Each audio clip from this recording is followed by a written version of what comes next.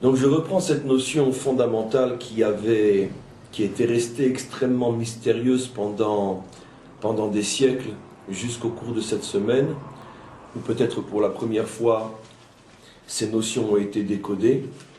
Ce fameux secret donc, qui traverse toute l'histoire de la Kabbalah, qui parle donc de cette brisure des réceptacles avant même la création de notre monde, c'est-à-dire donc que Dieu avait créé une autre réalité avant la nôtre, et cette réalité, selon le langage codé des maîtres, était composée de réceptacles et d'énergie, et ces énergies étaient trop puissantes, elles ont fait sauter les réceptacles, elles ont fait sauter les réceptacles, elles ont fait sauter les réceptacles.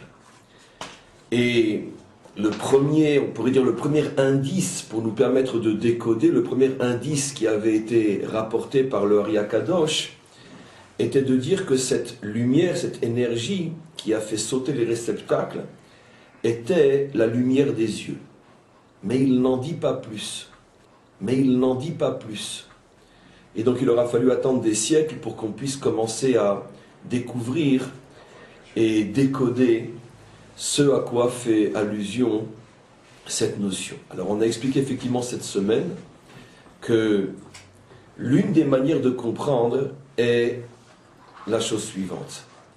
En vérité, ce monde qui a explosé fait aussi, je dis aussi parce que pas que, mais fait aussi allusion à la création des âmes. C'est-à-dire, avant que notre monde à nous soit créé, Dieu a d'abord créé les âmes, c'est-à-dire donc les énergies qui vont permettre à l'être d'exister. Et donc, les âmes ont précédé la création de notre monde. Les âmes sont des créatures elles aussi. Les âmes qui avaient été créées au départ, selon maintenant le décodage, sont les âmes du Olam HaTohu, ce fameux monde qui a explosé, auquel la Torah fait allusion lorsqu'elle dit que la terre était Tohu et Bohu, Tohu et Bohu, et qu'il y a donc eu, d'après les maîtres de la Kabbalah, une explosion à l'intérieur de ce monde. Et ces âmes, on va les appeler donc, toujours selon les références de nos maîtres, les âmes du Tohu.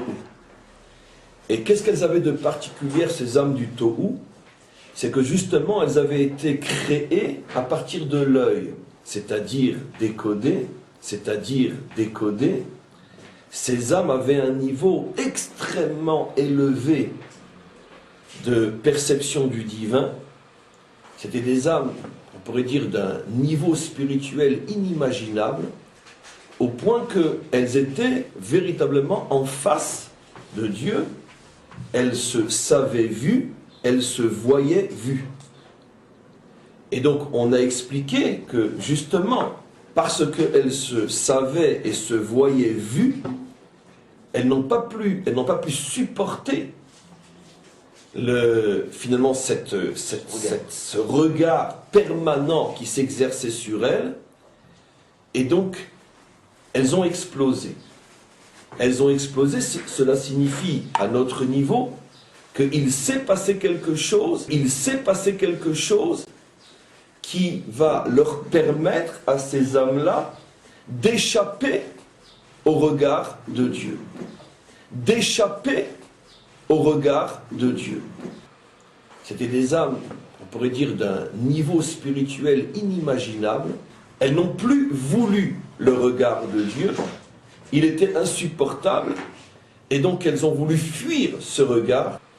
C'était des âmes, on pourrait dire, d'un niveau spirituel inimaginable. Il s'est passé quelque chose qui va leur permettre à ces âmes-là d'échapper au regard de Dieu.